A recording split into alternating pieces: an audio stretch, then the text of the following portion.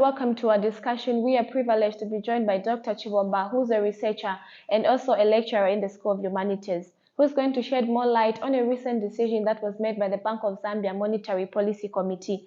In our conversation, we explore the implications of this decision in simpler terms that everyone can understand. Our goal is to help you grasp how this decision might impact your daily lives and what measures you can take to navigate this decision.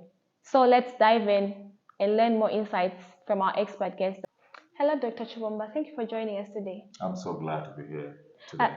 So we want to talk about the recent decision made by the Bank of Zambia Monetary Policy Committee. They decided to increase the monetary policy rate. How can you explain this in simpler terms for an average person in Zambia? I'm so glad to be here this morning just to delve on these important issues because they hinge on the economy. And by way of just beginning this discussion, it's important to know that, Zambia has to produce goods and services because if we don't produce goods and services, then we are not going to sell. And if we don't sell, it becomes difficult for us to uh, have a very healthy balance of payment because when we check it currently, Zambia is a mono economy. We are so heavily dependent on copper, and this is not very good. And the president has emphasized buy in Zambia, sell in Zambia, invest in Zambia. So based on these three pillars, probably people need to know, the interpretation of the monetary rate, because by the end of the day, when we look at the formal jobs, they're close to 500,000 people who are employed currently, and mostly the other half is coming from the SMEs, the small, medium entrepreneurs, and this is a group that could be affected by this increase from 9.25 to about 9.50. It may look, the units may seem to be so little, but it has a bearing on someone who's running a business. And this is what we want to just discuss today. So that, Zambia should be able to have an enterprising spirit to manufacture, to add value to the vast commodities that we do produce, to add value to these goods which are within our locale. So that when we add value, then it will be very easy for us to, channel back the resources into the country to reinvest further. So the Bank of Zambia is here to regulate such, but they have increased the monetary rate from 9.25 to 9.50. Okay, so from what you've just said, how does this decision affect the ability of people borrowing money? Most of the SMEs, usually when you set up an SME, you are encouraged to have an account with the bank. Not with the Bank of Zambia per se, but it could be Zanaco, could be APSA, could be with Stanbic. Because what the central bank does is to regulate the policies like the way they have done. When they increase the monetary rate, which simply means even the SMEs who are going to borrow, because these banks, sometimes they give individual loans. Problem is that people get these loans for consumption, and that's a story for another day. But for these organized entrepreneurial houses, SMEs, when they borrow, they want to put the money into production, and that is very, very cardinal. So when they increase from 9.25 to 9.50, it simply means that there is an increase in how they are borrowing that money, which means even them, as they begin to produce their goods, are going to increase the pricing for the goods. And the person who is going to bear the cost is the consumer by the end of the day. Because when you look at the supply chain, you have got the suppliers, the process itself, the distributor, the retailer, and the consumer. The person who bears the cost is you and me, the consumer. So when the monetary rate increases, it becomes difficult for SMEs to borrow. If they borrow, then they borrow at a very high cost.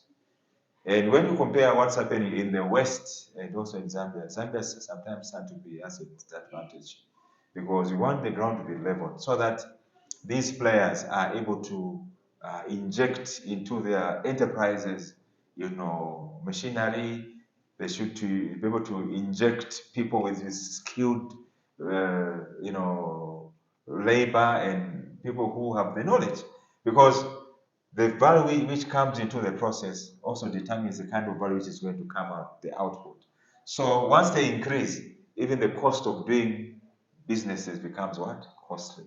So the person who bears this bitter pill by the end of the process is you and me, the consumer.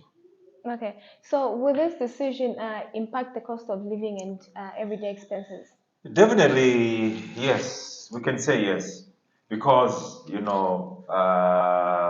when the prices become uh, high, then the consumer cannot afford. Some may not, some may afford. Of course, um they have to buy those goods and services at a higher price, because even we are looking at the cost of doing business, which has also become what? High, because they are borrowing that high. They have been borrowing from this low, now it has gone to that high.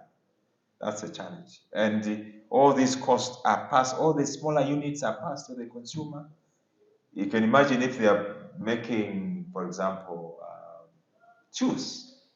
You are buying a shoe at 9,000, now you buy at 9,250 kwacha, because the cost of production have also gone high, because they want to meet the obligation of the financing that they have obtained from the creditors, the banks. Okay. That's where the issue is. All right. So as we all know, to say finding a job in Zambia is really difficult.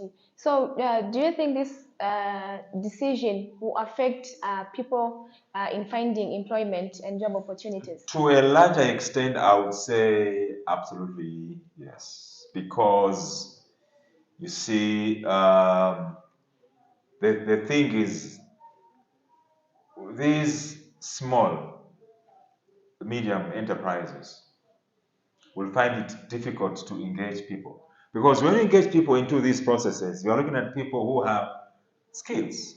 You are looking at the machinery. Because these are they that give us, at certain times what we call constraints. Either to produce more or to produce less. When you have got skilled people, you're able to produce goods that are, with value. When you have got the machinery, of course, it may be machinery in your area of operation, but if you don't have the people to use it, then it is going to be rendered irrelevant. So it will be very difficult, because you want people who are going to earn well, people who understand this machinery, and also it may be difficult even to get these equipment or these technologies, because we need them in the process. So if you don't have them, or you have them but then you don't have the people to use them, then what's the point? What's the point of doing that? That every hour is costed in these businesses, because we want to maximize production. If you're not able to maximize production, then close shops. So you borrow this big, all the money goes into consumption. You are simply paying people, and those people are not even able to produce. Then it's a problem. So what we are simply seeing, because of this rise in the monetary policy, has certain disadvantages. They are going to stifle growth. They are going to stifle growth by the end of the day, because people will not buy the machinery, or people will fail to bring on board people who have the skills in their organizations. Okay. So what can individuals and small businesses do to navigate these challenges in order to adapt to the situation? The first thing is that it will be very prudent for people who are running these businesses to be prudent in the use of these resources. When you borrow, know how to handle books. When you borrow, there's what we call financial literacy. Do they have the capacity to utilize the resources prudently, the ones that have gotten from these banks? That's what you're talking about. And we want Zambians to be able to utilize these because they're coming at a cost. And every business person must know when you borrow, don't borrow to consume. You must borrow to add value in the process. Either you are buying machinery, either you're going to expand the floor space, or you're going to be bringing in a lot of more raw materials in the process. Because if you don't, then it becomes really of a challenge. Most people, they borrow to consume. Let there be financial literacy, first of all, so that people know that when they borrow, now the rate has gone high. When you borrow, whichever way, even when the rate is so low, when you borrow, a borrowing still remains the same. And we are supposed to bring to play what we call the entity concept here. That the money that are brought into the business must be utilized prudently so that it's able to bring more monies in the process. So, one, financial literacy. Two, they must be able to expand. They must be able to diversify and check which markets are we going to pursue. Are they able to understand, the law of supply and demand?